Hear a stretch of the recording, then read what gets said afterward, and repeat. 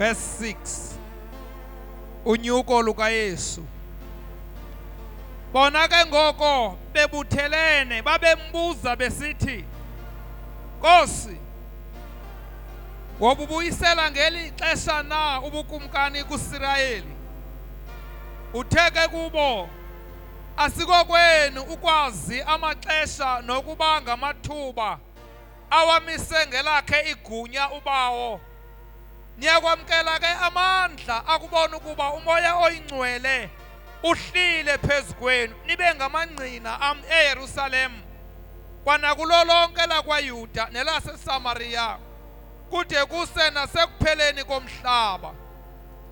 Baza etshilo bakubona ukuba bakhangele, wafukulwa lathi ilifu lemkanaye emhlabeni emehlweni abo.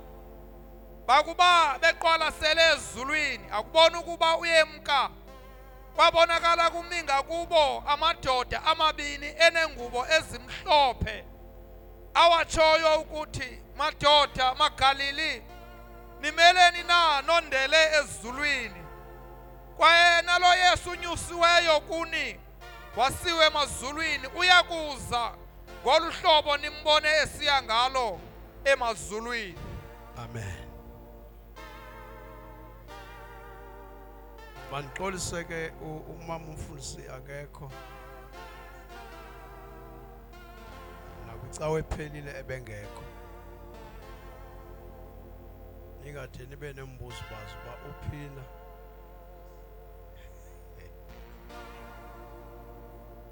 Sihamba kakhulu naye ekhuleni. Njalo vice sisuka ngapha eQonce. Besinomncwabo ngapha ya. Bekubanda ke. Ngenxa yalo ngqele ndathi ke makasigcine namhlanje kuba kubanda engenwe yilo ngqele.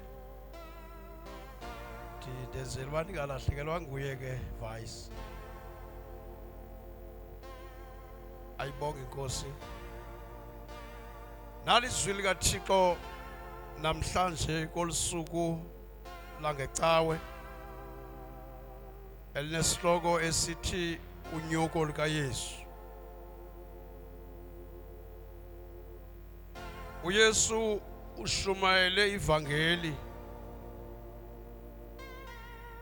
elishumayela kungekho lula, kungekho mnandi, eshumayela kwindawo ezingathi bezingamfanelanga uba ashumayele kuzo. Lithi izwi lenkosi wathi xa eshumayela wazuza amadoda angoPetros awayeloba. Wabiza la madoda wathi, ndizawunenza uba nibe ngababambisi babantu. Wahamba nawo la madoda uYesu ebukela kuye ukwenziwa kwezwi likaThixo. La madoda uYesu ebehamba nawo ebebukela uThixo osebenza ngaye. Lithi izwi lenkosi uthe uYesu xa ezawuhamba anyuselwe emazulwini wabanika izwi lesithembiso elithi, ndawube ndithe ndafika kubawo osemazulwini uyawuthumela umthetheleli ozawuhlala nani, umoya oyingcwele, umoya wenyaniso. Lowo lingenamamkela ihlabathi kuba lingamazi. Uthi uYesu andinishini zinkethama. Wayesiva inhlungu yabazalwane bakhe. wayesiva intandabuzo eyayilawula kwinhliziyo zabo. Kwanyanzeleka ukuba makabazise ukuthi uba andinyukanga akakwazi uba angehla umthetheleli ongumoya oyingcwele. Thanda into enye apha kuYesu xa ethetha ngomoya oyingcwele, akathi umoya nje kodwa uthi umoya wenyaniso. Hallelujah. Uzama umohlula umoya oyingcwele uba akafani nemimoya yonke abayaziyo abazalwane bakhe. Uthi ke ngoku ethetha nabo kweli xesha loba ezawunyuselwa emazulwini,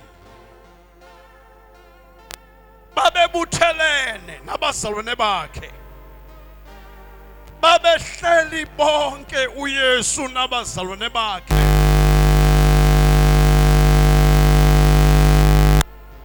Ithi le vesi mntakaguleni babembuza. Thanda le nto uba babembuza uYesu. Babengabuzani, babebuza apha kuYesu. Bona ke ngoko babebuthelene babembuza besithi, Nkosi, wawubuyisela ngeli xesha na ubukumkani kuIsrayeli?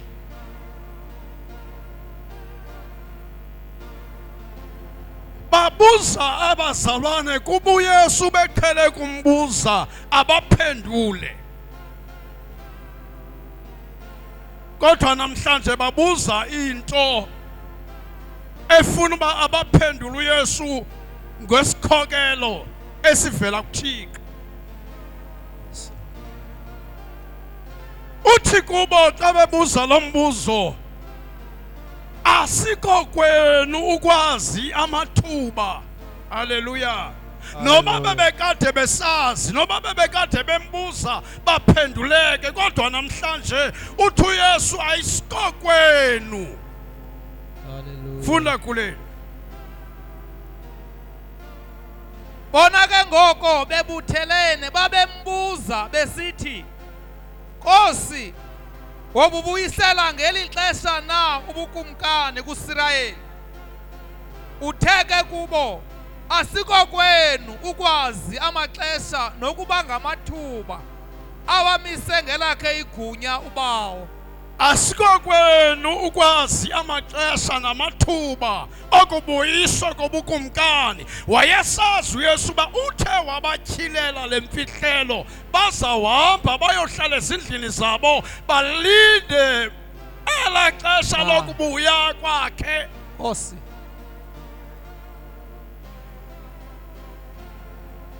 Asikho kwenu ukwazi amaxesha awamise ngelakhe ubawo osemazulwini azawubuyisela ubukumkani bakhe. Ayilo xesha loba nazi loo nto.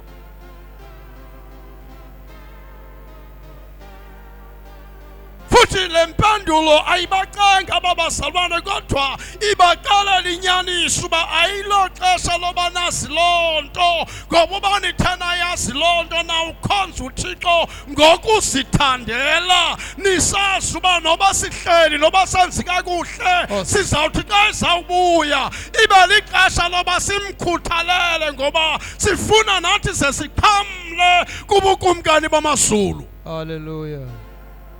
Verse 7 kule. Utheke kubo, asikho kwenu ukwazi amaxesha nokuba ngamathuba awamise ngelakhe igunya ubawo.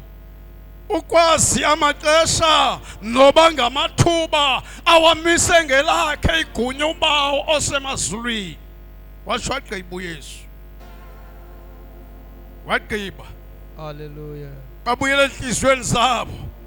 singathi kabebuyele enhliziyweni zabo mntakasikayi babe nengxaki besithi awu besikima uzasixelela zonke izinto kodwa ikhona imfihlelo engafanele uba uyazi uba uyobuya nini uYesu. Hallelujah. Okanye uyazi le mfihlelo uba ubuya nini bukumkani bukaThixo. Ithi le nto wena ngenxa yoba ungalazi eli thuba awuzulivula nelincinci ithuba lokubuya emva, awuzulinikela nelincinci ithuba lobume ungayenzi intando kaThixo ngoba uyayazi uba xa ndithe ndayenza ndingaqubuliseka bufike ubukumkani bukaThixo ndingakwazi udlilifa mna. Hallelujah. Ayisitokwenu ukwazi amathuba uthatha la mazwi Yesu ubanika ke ngoku imfihlelo mntakadlela phansi uthi niyakwamkela amandla akubehlile umoya oyingcwele phezu kwenu. Ayiyona njongo kaYesu yoba uma baqalele le mfihlelo bengena umoya oyingcwele bazayithatha bayenze ibe yasenyameni ngoba bengayazi imfihlelo engaphaya kwezulu. Hallelujah. Niyakwamkela amandla akubehlile umoya oyingcwele phezu kwenu. Yes, Lord. Niyakwamkela amandla akubehlile umoya oyingcwele phezu kwenu nibe ngamangqina am.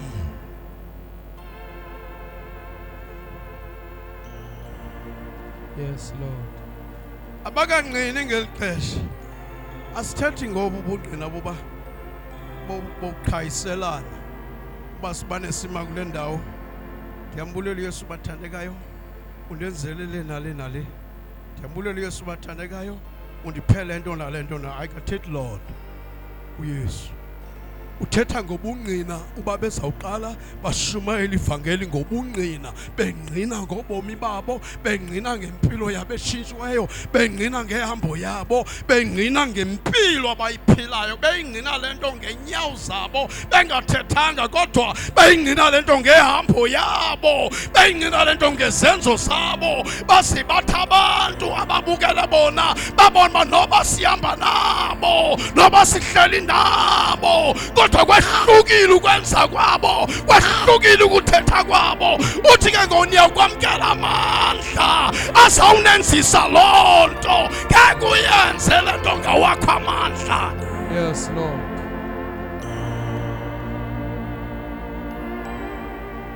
Awuve mahle amandla kaMoya ndakakhulile. Awubehlile amandla kaMoya Oyingcwele ahlela ukuzonceda abantu, ahlela uzohlambulula inhliziyo zabantu, ahlela la mandla ukuzophilisa abantu, afika ahlale ngaphakathi ebantwini ehamba nje umuntu unesiqu sikaThixo sesithathu esinguMoya Oyingcwele esithi sona kulungile akulunganga. Nkosi. Hallelujah. Niyakwamkela amandla akubehlile umoya oyingcwele phezu kwenu. Nabantena wamkela la mandla nibe ngamangqina am. Hallelujah.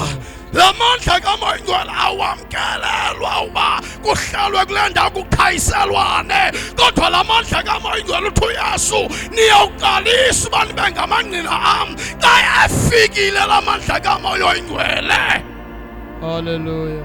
Lithi izwi likaThixo bathi ngenxa ungayicingi le mfihlelo nangenxa yoba bengayicalanga le mfihlelo basuke bahlala phansi abazalwane bathi wawufumana amandla kaMoya Oyingcwele bahlala phansi bathatha into zabo bazothi bathengisa imihlaba yabo benza yonke into babela abantu abayenza eyona njongo kaThixo ngaphaya ethe niyaba ngamangqina am abehlile la mandla kaMoya Oyingcwele bahlala phansi banaba bahlala phansi beva intokozo entle bangqinelana bodwa nanjenganamhlanje uba abantu behlala endlini kuphela benabile esithi umntu ndize ndijapha andisekho njalo ungqinela bangaphakathi hayi la myalelo. Nkulunkulu. Niyakwamkela amandla akwehlile amandla kaMoyingcwele empilweni yenu. Amandla kaMoyingcwele azawuhamba nani mntakakhuleni, azawunihambisa lapho abantu benganyatheli khona, nizawunyathela khona ngenxa yala mandla kaMoyingcwele. Niyakwamkela amandla akwehlile. Yes, Lord. Akwehlile. Uthi uYesu niyawunyathela ngamandla otshaba, abehlile la mandla kaMoyingcwele nizawuhamba ngawo, nizawunyathela ngawo, nizawuvula indawo ezivalekileyo. Kuyavuleka ngenxa yamandla kaMoyingcwele. Yes, Lord. Niyakwamkela amandla akubehlile phezu kwenu. Haleluya. Siphathe ivangeli lamandla, siphathe ivangeli elingazuphelela kulo mhlaba, siphathe ivangeli elidlulayo. Uthi la vesi wafukulwa uYesu wenyuselwa ngasentla. Siphathe ivangeli elingaphele lapha, liyadlula livangeli ayinabudlelwana nelizwe. Hallelujah.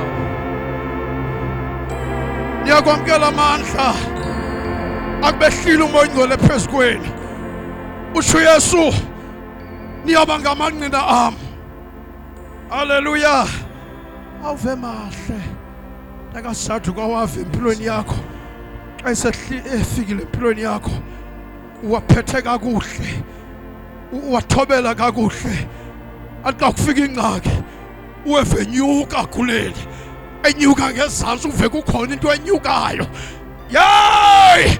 Ithi iBhayibhile uSamsoni ayathamfikela, ithi ingonyama igquma ngapha isiza, abenyuka la mandla empilweni yakhe ngabuhlangabezana notshaba. Ayingomandla okuhlala njena, ayingoma. Yay! La mandla asebenza ngenxa yobungqina bakho. Hambani nishumayele ivangeli, ayingomandla okunaba.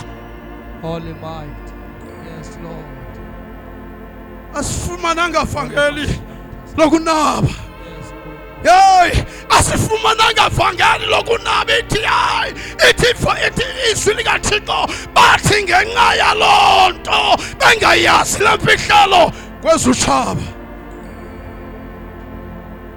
Utshaba luza ngenxa yokunaba.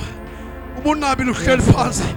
Ayeza la madimoni bufana uthunywe kuwo, nanga yalinde wena, azawuyesondela ezokroba wena uba Peter lamoshipile kotarai, azojonga uba wena ubuthunywa kuthi njena uhleleleni.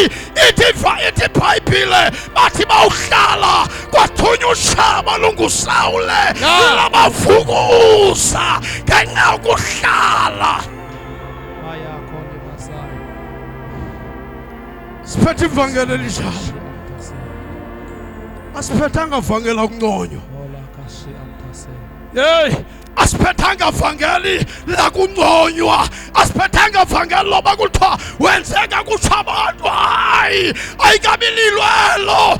Ithi iBhayibhile lwalishunyayela izwi bathi kheke kubini abantu. Diphi lavatory diphi, siphethe ivangeli elinjalo. Yes, Lord. Siphethe insimbi ehlezinye, ngoba singakhona ezinye insimbi, kodwa yathi lavatory shiplikens dipha andafari shiplai andapori decayed living. Yes, Lord. Siphethe ivangeli elinjalo. Usihlole. Yes, Lord.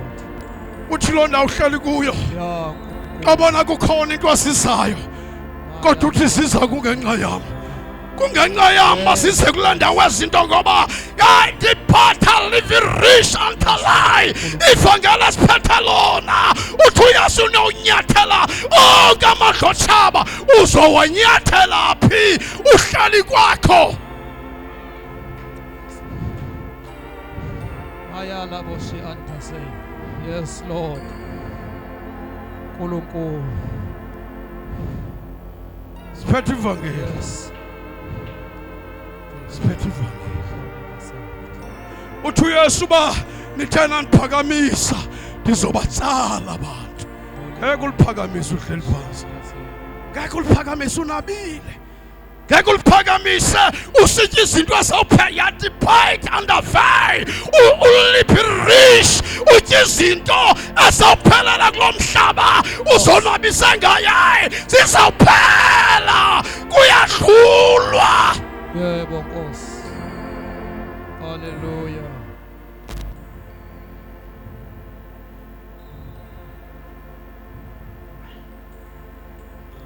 Mighty God. Holy Might. Elamoshi Antase. Holy Kariata Recomind.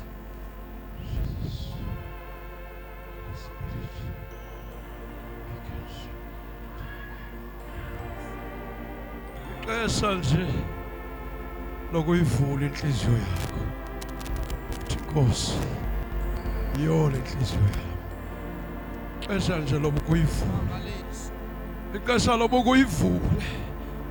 Ixesha lokuyivula. Wafela amandla ngene enhliziyweni yakho. Wafela amandla ethatha indawo empilweni yakho. Lamandla athi kukubi, athi kungedlulwa, athi intaba zimile ngaphambili kwakho, kodwa lamandla athi sowudlule. Uthi ngoku umengeneno kwale ntaba, uthi bayethe Jehova ngoba uva amandla kudlulisileyo. Ungadluli njena, kudingeka amandla kaMoya ngawavumele. Ngawavumela thatha indawo empilweni yakho. Akakhethi buso bamntu uThixo. Yes, Lord. Hallelujah. Kakume ngenyawo zakho. Kakume ngenyawo zakho. Xesha lokume ngenyawo zakho. Olipiantafaish. Uthi uYesu bendimbona uSathana esihla njengombane. Noba ngeza njengalombane uSathane kodwa akanomelana namandla kaMoya Ingcwele.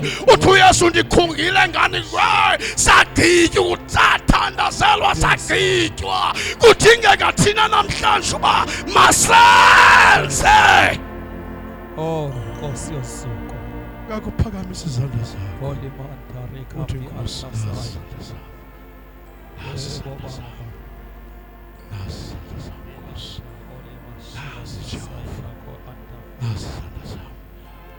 Khona into ezawunyuka. Abibi sengathi iphelelwe kodwa lixesha lemvuselelo loba kube khona into enyukayo. Khona into ezawunyuka empilweni yakho. Khona into ezawunyuka empilweni yakho. Khona into ezawunyuka empilweni yakho. Vula inhliziyo yakho ngoba amandla kaMoya Ingcwele aphezu kwakho. Yes, Lord. Mandla kaMoya Ingcwele aphezu kwakho. Yeah. Mandla kaMoya Ingcwele aphezu kwakho.